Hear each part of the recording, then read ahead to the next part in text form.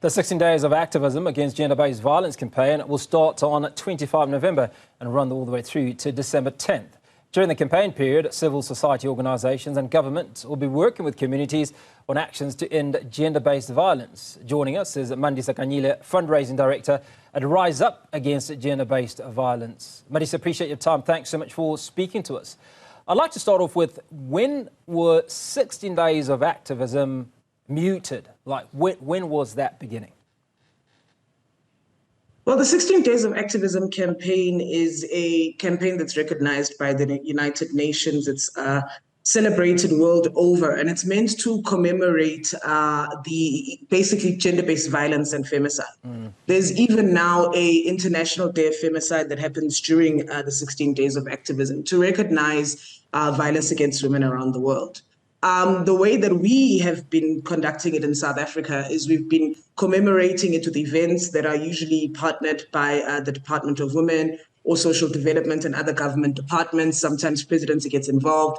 And we basically just have talk shops for 16 days in communities, and we talk about women's issues and we talk about violence against women. But what we should be doing during these 16 days of activism is not just talking about it, but highlighting community-led movements, grassroots-led movements, highlighting works that is being done by CBOs on the ground to actually assist women, giving women resources. For example, currently we are having an issue with the GBV command center and the fact that it's not working. To some extent, the social development has run out of money to keep it going. And that was a very crucial resource to ensuring that women get the assistance that they need when they are in dire straits. So without that kind of intervention and government taking those interventions seriously, I don't see how we can be doing the walk and talk shops, but not actually funding the things that are supposed to help women during this time. Mandisa, you've talked about the government taking this seriously. Now, I remember a few years ago when President Cyril Ramaphosa was addressing the nation, and he talked about gender-based violence and femicide, and he called it the second pandemic. Now, we all know the amount of effort that was put in dealing with the first pandemic. How far short does the government fall in treating GBV and femicide as a pandemic? Absolutely. Thank you for the question. So far, we've had 2 GBV summits that the president has been pressured into holding. The first one was pressured by the total shutdown movement in 2018. And so we had that one. That summit led to a summit declaration, which led to a national strategic plan for gender-based violence and femicide. Shortly after that, we then had the emergency response plan that took place, where small amount of funding was given for emergency GBV work that happened during the 29 period, soon after Uyinene Mkhotyana's death and the marches that happened at the World Economic Forum. After this point, we then had the NGBV collective come through and help government to partner with them to actually see this national strategic plan for gender-based violence and femicide. But since then, to show how little they take it seriously, we have been struggling with funding.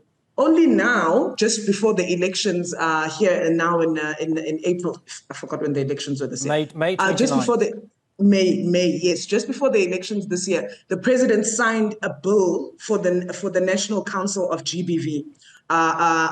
He signed that bill, but the problem is that bill isn't fit for purpose. You have civil society movements such as the Call to Action Collective that's pushing back against that bill. You see, for example, we had an issue around Gauteng social development completely not funding the shelters up until the point where there were no shelters open for the first quarter of this year.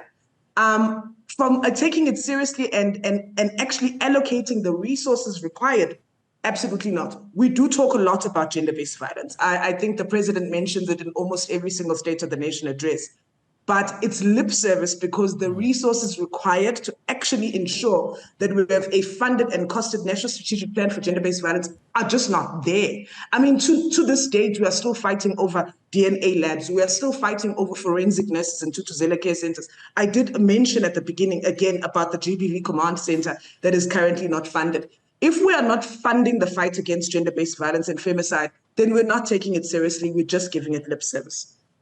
Mandisa, I want to touch on the GBV command center. What What role does it play when it's fully functional? Just so our viewers can have an appreciation of its implications being dysfunctional or not functioning at the moment. Okay, for example, our organization runs an evacuation service for survivors of GBV. So in the event, for example, where we are unavailable, what we would do is then we would link that survivor to the command center. The command center can link the survivor directly to a shelter. The command center can send SAPs to their door to ensure that there's safety and they're able to be evacuated safely. They do follow-ups. They also, in the event that, for example, you try to open a domestic violence case at a police station and you had problems, you can actually go and report that to the GBV command center, and they take it up with IPID.